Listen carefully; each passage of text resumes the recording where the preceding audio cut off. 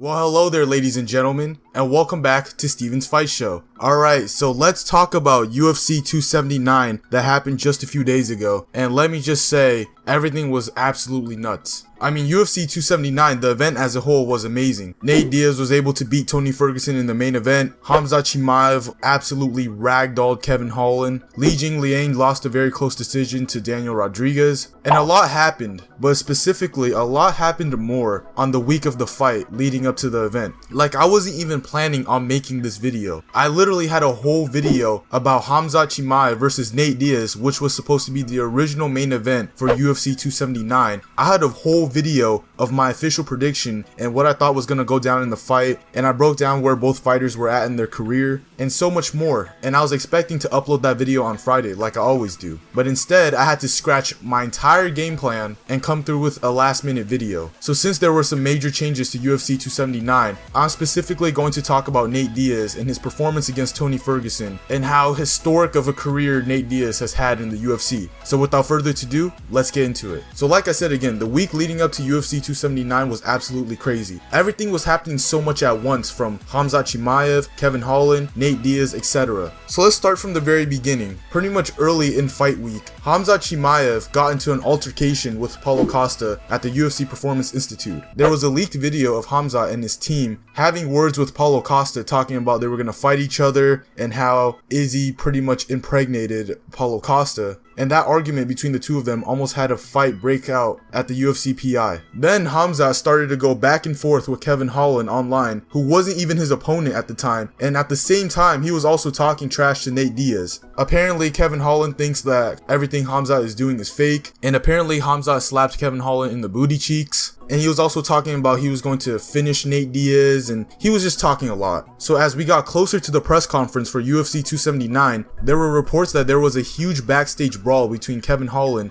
and Khamzat Chimaev, which eventually got Diaz's team involved. This ultimately led Dana to shutting down the press conference, which has never been done before in UFC history, stating that for everyone's safety, it's the right decision. And in my opinion, I think Dana made the right move, because if there was a huge fight between three parties where Khamzat was getting into it with Kevin Holland and Nate Diaz's team filled with, I don't know, 30 plus people who was also getting into it, it would have only ended bad if it would have happened on stage. Khamzat could have said something to Nate Diaz that could have made him upset. Kevin Holland could have done something to Khamzat that could have triggered him. And eventually there could have just been a big fight on stage where not only the fighters are putting themselves in a position where they could get hurt, innocent fans who are attending the event could also get hurt as well. But even though things already got crazy, it gets even crazier when Khamzat Chimaev, who was one half of the original main event against Nate Diaz, misses the weight by 8 pounds. Khamzat Chimaev, who normally competes at welterweight, which is 170 pounds, missed the weight by 7 or 8 pounds. This is absolutely bizarre because it was such a big miss. And because of Khamzat missing weight so badly, and he was also the main event of the card, the whole entire event was in jeopardy. So Dana White and the UFC decided to make some changes and rearrange the main card the day before the fight. And surprisingly, fans were very pleased with the changes because the matchups were more exciting, with Diaz versus Ferguson and Chimaev versus Holland. Fans thought the card became even better, and in my opinion, I thought it was as well. Diaz versus Chimaev, in my opinion, would have been a mismatch, especially after what we saw Chimaev do to Kevin Holland. But the question that everyone wants to know is that, was everything planned? Was all of this a part of the script? One of the things that fans pointed out about the whole event was that there were multiple sources confirming that there was a backstage brawl between Khamzat, Kevin Holland, and Nate Diaz, but the issue is there wasn't a single video footage that was able to prove that it all happened. Usually when a fight breaks out at a UFC property, all of it normally gets captured, and we actually did get a bit of video footage, but the issue is we only saw some confrontations in the UFC Embedded series. There wasn't a whole lot shown in terms of fighting from all three parties. And another thing that people thought was completely sus about the whole event was that Khamzat, who missed weight, didn't even look like he was drained when he was stepping on the scales. Usually fighters who cut a lot of weight, they usually look drained, they look dried out, they look tired, and Khamzat, he didn't even look like that at all. In fact, he actually looked happy. He didn't seem bothered about the fact that he missed the weight by a huge margin. And because of all of this, fans are wondering whether or not this was all planned to try and flip the card into what it was on Saturday. So let's get into the main event, Diaz versus Ferguson. Fans Fans were very excited for this fight because this was a fight that people wanted to see for a very long time, especially when they were both in the prime of their career. Since it's Nate Diaz's last fight in his UFC contract, in terms of where they're both at in their career, it was only right to make the fight happen. And although Tony Ferguson hasn't been the same fighter as he was 3 years ago, but he still has the skills to compete with Nate Diaz at this stage in his career. Nate Diaz, obviously he's the better boxer, he has one of the best hands and considered one of the best boxers in UFC history. We obviously know that he has an amazing gas tank. The dude just pretty much never slows down. And obviously that chin that he has, his chin is pretty much made of steel. And Tony Ferguson has more variety in his striking with his punches, kicks, knees, elbows, and in his prime, he was very creative with them. Both Nate Diaz and Tony Ferguson, they have a great ground game, but Nate is a 3rd degree Gracie Jiu-Jitsu black belt, so you can't really go against him in the grappling department. And both guys are so unorthodox and awkward that it just made this fight entertaining to watch, and they both started the fight looking good. Or in my opinion, Tony, he looked okay. He wasn't looking good like how we're used to looking at him, but he was throwing a lot of leg kicks, trying to enter range to throw a few punches, elbows,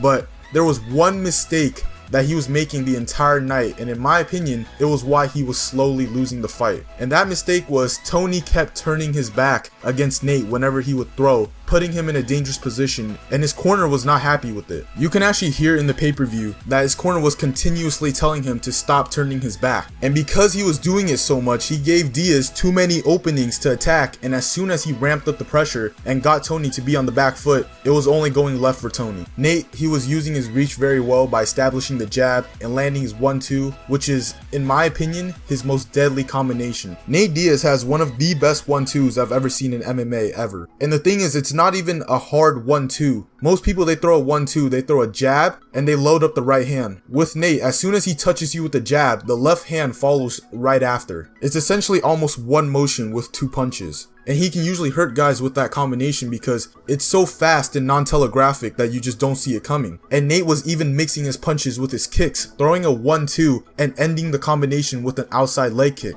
And in terms of damage, Nate Diaz was leading the way the entire fight, but Tony was working the legs really well until he decided to overreach and throw a lot of big strikes. If you rewatch the fight, you will see Tony throw a lot of big strikes, a lot of big elbows, big right hands, big jabs, and he would miss. And when he would miss, he would just get countered. And when he was up against the cage with Nate Diaz, he was getting lit up left, right, and center by Nate, which is what he does best because he's in his element. Eventually, Tony decides to shoot on Nate, which was a bad idea as soon as I saw it. And when he got him down, Nate immediately locks in a guillotine and flexes as he's on the ground, just like when he finished Kurt Pellegrino. It was honestly legendary. Like, we haven't seen Nate do that in a very long time. And overall, it was a solid all-around striking fight by Tony. But as soon as Diaz lands one and gets you going backwards, it only gets worse from there because he's a volume striker. Nate only needs one to land for him to get going because he builds after every single punch. And Nate Diaz not only got his last win in his UFC contract, but he got it in style. Alright, so let's talk about Diaz's career in the UFC. If a non-MMA fan was to look at Nate Diaz's record in MMA or in the UFC, they would probably think that Nate Diaz is a journeyman. But in reality, real MMA fans know how awesome Nate is. Nate has had a legendary career in the UFC with so many great fights and entertaining the fans outside of the cage. In my opinion, the Conor McGregor fight was the fight that really elevated Nate into becoming a superstar, in which we'll get into a second. But Nate has had a lot of iconic moments even before the Conor McGregor fight, like the Ultimate Fighter Season 5 where he was the winner, where he built his role as being this gangster who was willing to scrap with anybody. His personality really attracted so many fans to be invested in his career, and not only was he likable outside of the cage, his fights inside the cage was what gravitated so many eyeballs on who Nate was. The way Nate fights and his style just symbolizes how a street fighter would fight in an MMA cage, and people were so in love with it that they felt like they got their money's worth every single time they saw Nate fight because it was just so entertaining to watch. His fights against guys like Kurt Pellegrino, Jim Miller, Cowboy Cerrone, Takanori Gomi, Gray Maynard,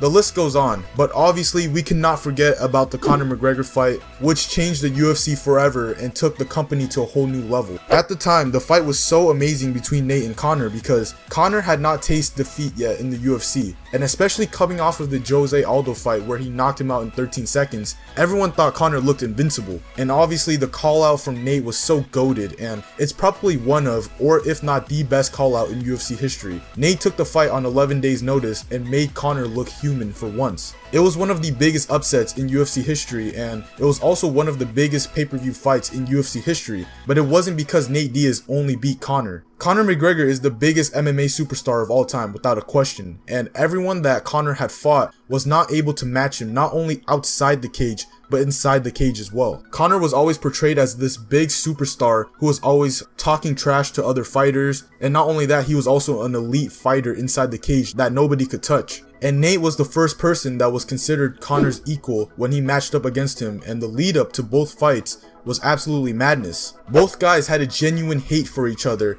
that made the rivalry more exciting and entertaining to watch. All in all, Nate Diaz has done so much for the UFC and the fans that his legacy, whether or not he decides to come back to the UFC, will be marked in the Hall of Fame when he officially decides to hang it up. I'll miss watching Nate in the UFC, man. I'll tell you that. Nate Diaz has also hinted at the fact that he wants to go into boxing. And if he does go into boxing, I wonder who he would box. Yeah, I just wonder, man. I just wonder if he's just gonna box somebody that is a YouTuber.